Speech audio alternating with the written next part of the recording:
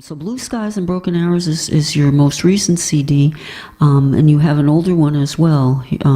Here's a Moon? Yeah, that was sort of that's another one that I recorded the 4 songs in one day, and that was in 2000. That was a while back. There's actually an older version of Bruises on that. I was surprised. It didn't seem like I'd been playing that song for 17 years when I heard that again, that version of it again last year. I like the quote you have in your bio, sometimes searching for the simple answers to a complicated question, sometimes making fun of himself and asking the question in the first place. Oh man, that's, writing your own bio is tough to do. I cringe whenever I read whatever I've written about myself. I stole it for the intro. I mean, I agree. I think your songs do ask tough questions. Oh, well, I mean, you do it in a very poetic and entertaining way, which is good because that gets people to listen. Yeah, some of that. As opposed to a preachy way is what I mean. Right. You do a fine job of that. Well, there has to be joy in it somewhere, which is something that I was sort of reminded of by seeing Levon Helm from the band live years ago. I mean, he played a show at the Orpheum. And whether he was playing, a happier song or a dirge, there was joy in every note in that, exactly. And that's what you gotta. Well, and you're such a good writer, and you're also a freelance writer as well. Worked many years for the Globe, but you're still continuing to write some columns for the Globe. Yes. Tell us a little more about what you do for the Globe. I'm a freelance writer. I've covered comedy for the Globe since 2001, and I did a few record reviews for them going back to 2000. But I talk to comedians when they're coming to town. Tomorrow I'm interviewing Colin Quinn for the winter preview, which will be out next week. And I've gotten to talk to a lot of heroes of mine from back when I was a kid, just wonderful. George Carlin and Lily Tomlin and Lily Tomlin. George Carlin. My goodness. And you're hoping to put together or beginning to work on a book from some of those interviews? Yeah, I'm putting together a book. I'm working on the format for it because I don't want it to necessarily be straight interviews. But I'm putting together some stuff from the archives of people I've talked to over the past 20 years or so. I started out in Buffalo talking to people for the Buffalo News, talking to comedians coming to town for the Funny Bone Comedy Club back then. I am extremely envious. I think that sounds wonderful that you're able to connect with those people. And I'm sure it's been a lot of fun.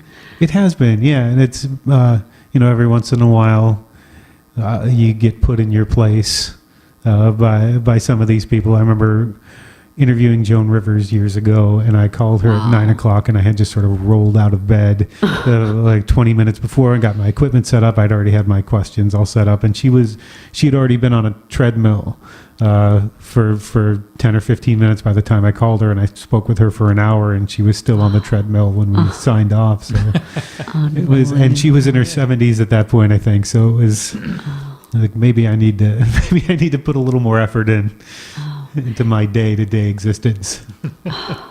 Incredible. Well, when you do more on your book, whether it's even finished or not, we'd love to have you book, in addition to coming back to sing for us again, but come and talk about the book as it progresses. Oh, sure, that would be wonderful. I think that would be very exciting, and be very exciting for all of us as well.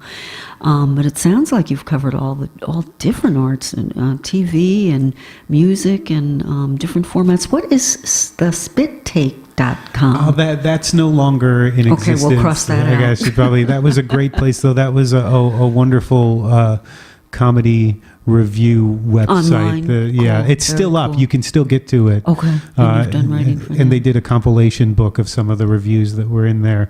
But it was a great outlet to write about comedy. It's a strange thing. Most of what I do writing about comedy is interviewing people and previewing things. So didn't have that muscle as a critic as much. And Keith and I were discussing that earlier, that you Yeah. are so nice and we enjoy talking with you. And in the past, we've talked with a couple of people that do reviews, as in critiques, and they just haven't been as nice.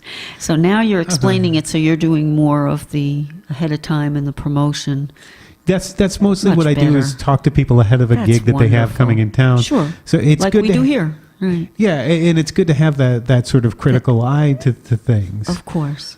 But You're doing it in a supportive way, or it Yeah. seems like it. You've got to be supportive of the work. Exactly. That's the thing. If you're criticizing the work, that's where the focus has to be, not on, someone's hair or what's in vogue necessarily. Right. Is the work good? Sure. And that's a sure. tough thing.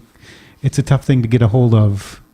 I think there's a lot of criticism out there that's sort of, especially in music, people trying to be Lester Bangs, so they're trying to be cool. They're trying to be cooler than their subject. They And I've fallen, just criticize people for the sake of criticizing them. in a yeah, sense. or just trying to be clever. And I've done that, and it doesn't feel good to go back and read those things, because you sort of cringe. It's like, okay, that was me trying to assert myself.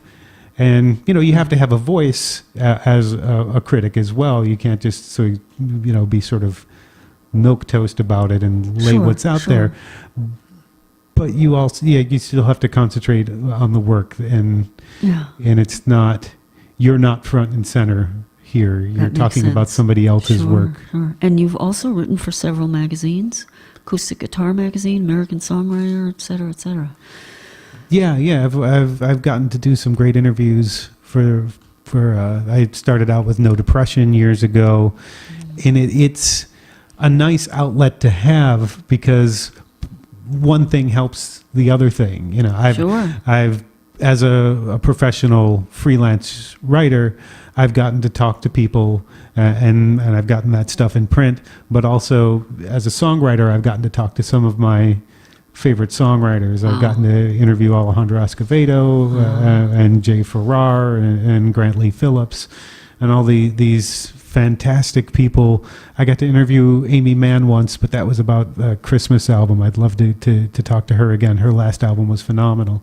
Wow. And there's all these people that you're writing about what they're doing now, and you can also ask questions about something, Sure. that's been puzzling you as a songwriter, or Yeah. as a writer of fiction, or whatever else Get you're inside doing. their head.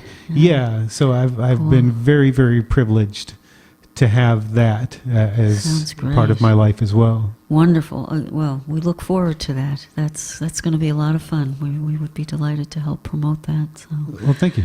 all right.